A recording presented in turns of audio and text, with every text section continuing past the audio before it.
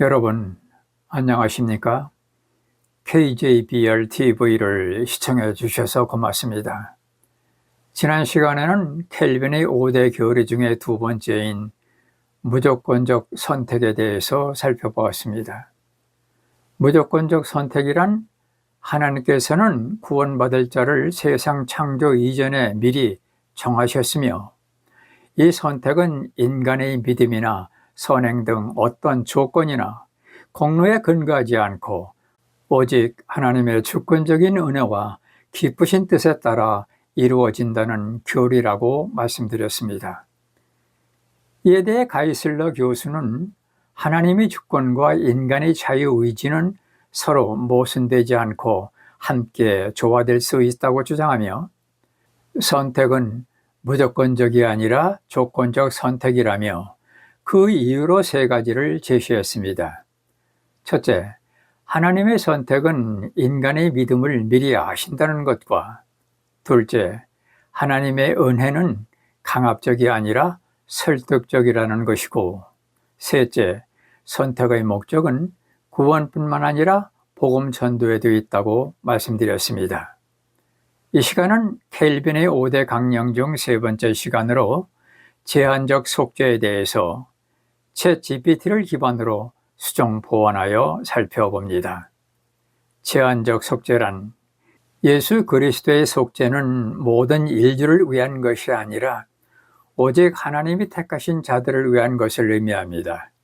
즉, 예수님의 십자가 죽으심은 충분히 모든 사람을 구원할 만하지만 실제로는 선택된 자들의 구원에만 적용된다는 주장입니다.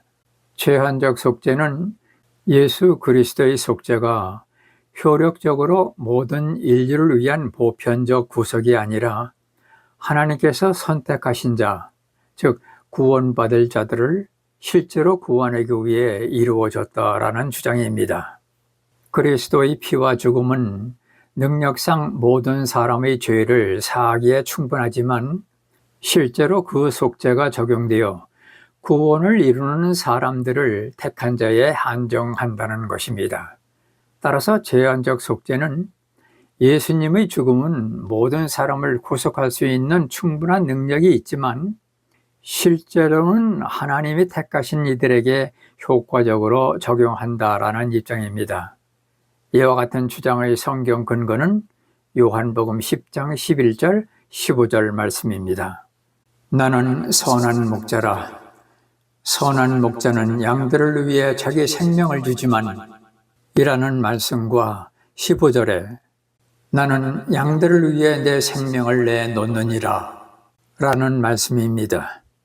이 말씀에서 양은 택자이고 공동체를 가리킨다고 해석합니다. 그러므로 예수님의 죽으심은 모든 사람을 위한 것이지만 실제는 택한 자들만 구원을 받는다는 것입니다. 이에 대해 노만 가이슬러 교수는 양들은 하나님이 택하신 소수의 사람만이 아니라 예수님을 믿는 자들 전체를 상징한다고 봅니다. 왜냐하면 요한복음 전체의 맥락에서 예수님은 세상을 사랑하셨고 예수님은 세상의 생명을 위한 빵이 되셨다고 말씀하셨기에, 그러므로 양들은 단지 일부가 아니라 그분의 음성을 듣고 따르는 모든 사람을 포함한다고 보는 것입니다. 또 다른 성경 구절을 예로 들면 요한복음 10장 27절에 내 양들은 내 음성을 듣고 나는 그들을 알며 그들은 나를 따르리니라 라고 하셨기에 예수님은 누구든지 내 음성을 듣는 자는 내 양이라 하셨습니다.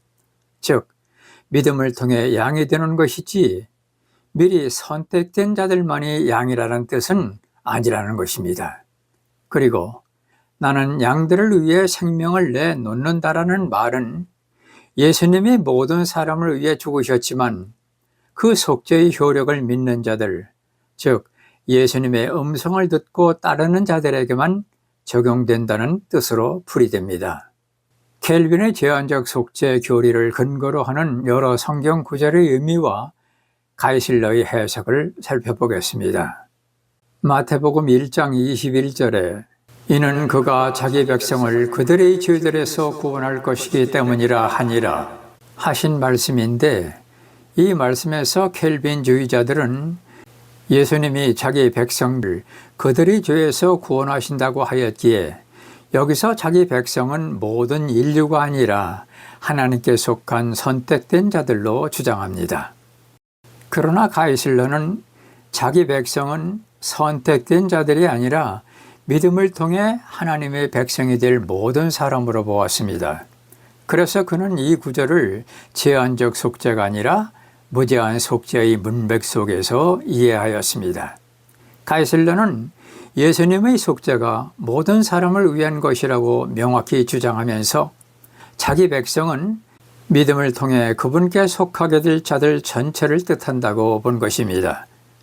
가이슬러는 요한복음 1장 12절에 그분을 받아들이는 자들, 곧 그분의 이름을 믿는 자들에게는 다 하나님의 아들들이 되는 권능을 그분께서 주셨으니 라는 말씀에서도 하나님의 백성은 예정된 무리가 아니라 믿음을 통해 예수께 속하게 된 사람들이라고 봅니다.